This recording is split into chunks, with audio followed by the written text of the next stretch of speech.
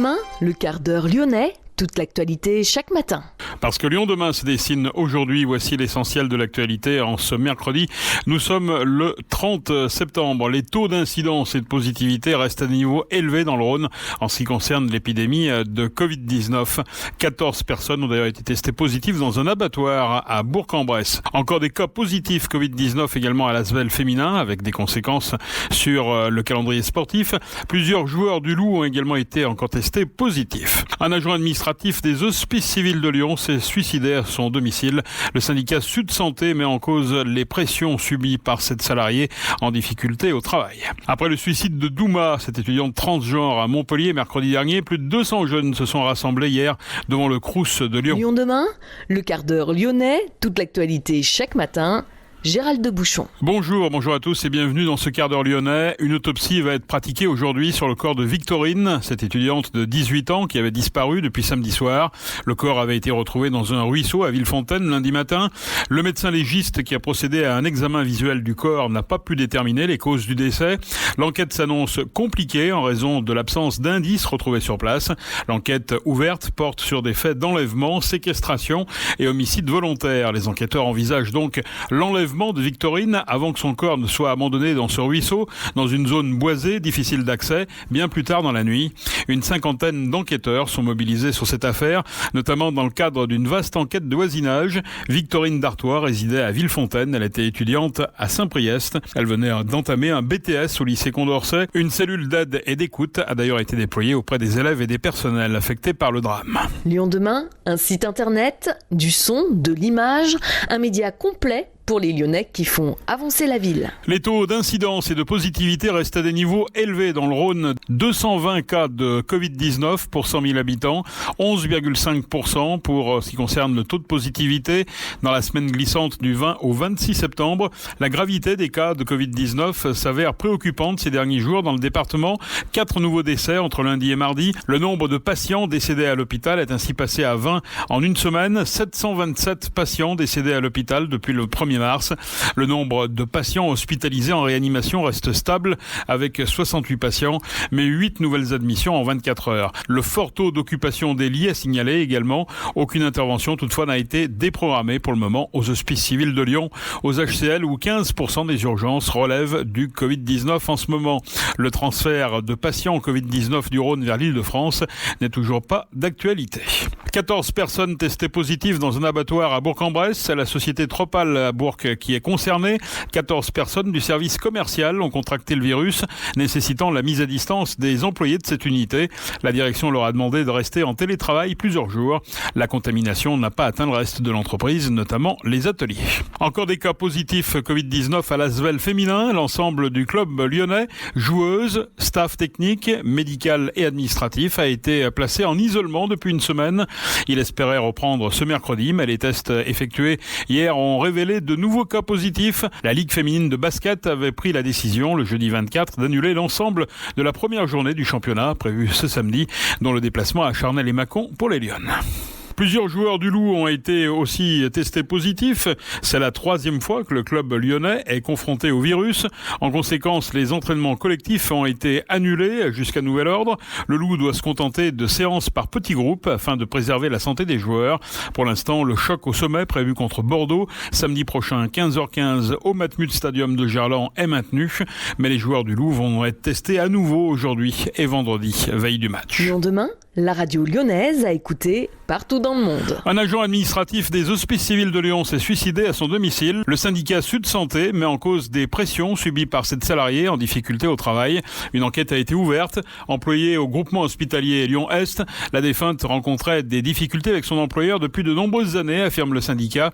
Le syndicat qui dénonce des dysfonctionnements de l'administration, de la médecine du travail, du management, qui poussent les agents à commettre l'irréparable, selon le syndicat Sud. Le comité d'hygiène, de sécurité et des conditions de travail, réuni mardi, a validé l'ouverture d'une enquête associant organisations syndicales et médecine du travail. Après le suicide de Douma, une étudiante transgenre à Montpellier mercredi dernier, plus de 200 jeunes se sont rassemblés devant le Crous de Lyon hier pour lui rendre hommage. Douna, cette étudiante transgenre de 19 ans, avait mis fin à ses jours en se jetant sous un train à la gare Saint-Roch de Montpellier. Les étudiants lyonnais ont demandé des actions pour lutter contre la transphobie médicale locale et institutionnelle. À Caluire, la municipalité a créé en 2016 les entretiens de Caluire et Cuire Jean Moulin. La ville est intimement liée à l'histoire de la résistance, notamment via l'une de ses figures nationales, Jean Moulin, arrêté dans la maison du docteur Dugoujon. Du 1er au 3 octobre, donc à partir de demain, la 5e édition des entretiens aura pour thème l'égalité. Gaël Bossier. Lyon demain, le média influenceur d'avenir. Dans la région lyonnaise, des incubateurs soutiennent les femmes dans leur projet Deep Tech avec le programme Strong Her, association entre Pulsalis et Les Premières. Un bon moyen de féminiser le milieu de la recherche et de l'entrepreneuriat. Les explications avec Charlène Robert. Si vous souhaitez vous lancer dans l'aventure de l'entrepreneuriat, que vous êtes ou souhaitez avoir recours au Deep Tech et surtout que vous êtes une femme, le programme Stronger est fait pour vous. Les incubateurs lyonnais Les Premières et Pulsalis se sont en effet associés afin d'aider ces femmes qui veulent lancer des entreprises ou start-up dans le milieu de la recherche. Présentation du programme et de ses valeurs avec Sophie Julien, présidente de Pulsalis, incubateur spécialisé dans le Deep Tech, en commençant par une explication de ce champ professionnel. Le Deep Tech, ce qu'on met dans cette terminologie anglo-saxonne, c'est en lien avec le plan Deep Tech de l'État qui est opéré par BPI et c'est la volonté de l'État français, du gouvernement, de favoriser justement la création d'entreprises qui développent des produits qui sont issus des laboratoires de recherche. C'est-à-dire que le constat a été fait que on avait une recherche en France qui était de très bon niveau international, mais une certaine difficulté à ce que cette recherche produise de la valeur économique sur notre territoire. Et puis, il y a ce qu'on appelle dans notre jargon la vallée de la mort, c'est-à-dire que cette recherche, pour devenir une richesse pour notre pays, elle subit cette vallée de la mort et il y a une bonne partie qui se dessèche ou qui est rachetée par des puissances étrangères. Donc l'objectif, c'est vraiment de tout faire pour que cette impulsion à la base de l'État sur sa recherche publique, elle permette à notre pays d'être un pays plus riche de ses travaux de recherche et que cette richesse, elle permette de refinancer la recherche et d'être dans un cercle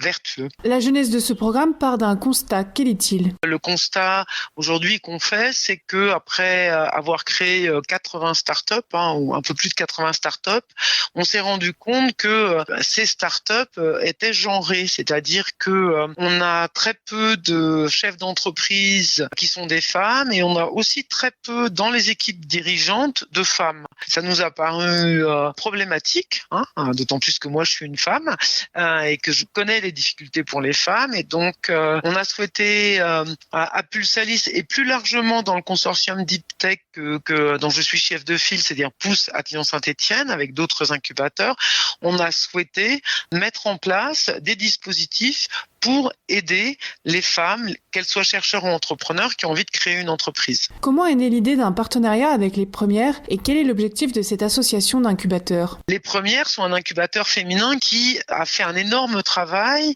pour développer et aider les femmes à créer des entreprises. Mais le constat aussi qui a été fait par cet incubateur féminin, avec des fonds d'investissement féminins, c'est que les femmes, souvent, quand elles allaient jusqu'à la création d'entreprises, elles restaient dans des champs applicatifs sur lesquels on rencontre souvent les femmes, c'est-à-dire tout ce qui est solidarité, santé, accompagnement, éventuellement mode. Voilà. Donc elles restaient sur un champ, un tropisme féminin et qu'elles n'allaient pas développer de la puissance supplémentaire à leurs entreprises en s'appuyant justement sur des technologies qui viennent de la recherche, c'est-à-dire des technologies très sciences dures, qu'elles soient des technologies numériques, donc tout ce qui est intelligence artificielle, blockchain, deep learning, mais aussi tout simplement des technologies IoT, capteurs, et qu'il y avait aussi très peu de femmes du côté des startups dans l'industrie.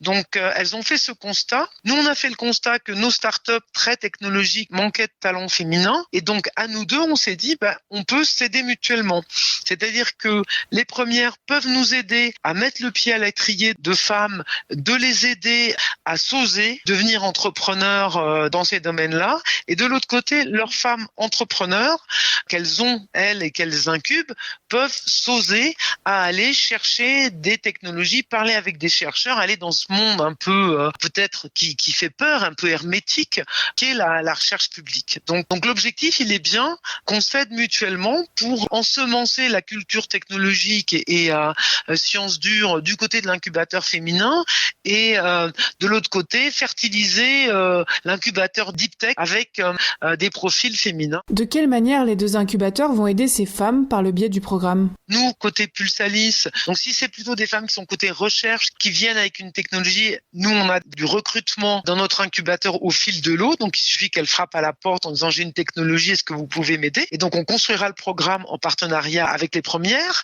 À l'inverse, si c'est plutôt de l'entrepreneuriat féminin qui à un moment donné va aller faire alliance avec des technologies de la recherche, il y a 2 appels à projets par an, donc tous les 6 mois du côté des premières. Donc là, elles frappent à la porte des premières lors des appels à candidature. Voilà, donc 2 portes d'entrée et un partenariat qui fait qu'on se partage les dossiers, on en parle, on se voit tous les mois pour voir où on en est. Et ce qui est intéressant dans ce programme, et ce qu'on va mettre en place, au-delà du programme tel que je viens de vous l'expliquer, c'est aussi une communauté. C'est-à-dire qu'il y a des femmes qui ont cette expérience, qui en sont à leur 2e entreprise, et elles s'engagent aussi à nos côtés à être des miroirs pour ces nouvelles entrantes et à dire tu m'appelles quand tu veux, si tu sors d'un rendez-vous et que t'es cassé, tu m'appelles et on va se boire un café ou on va se boire une bière et je te remonterai, je te dirai t'inquiète pas, ils ont essayé de te rouler dans la farine mais c'est pas grave, continue, parce que les DRH ils le disent souvent.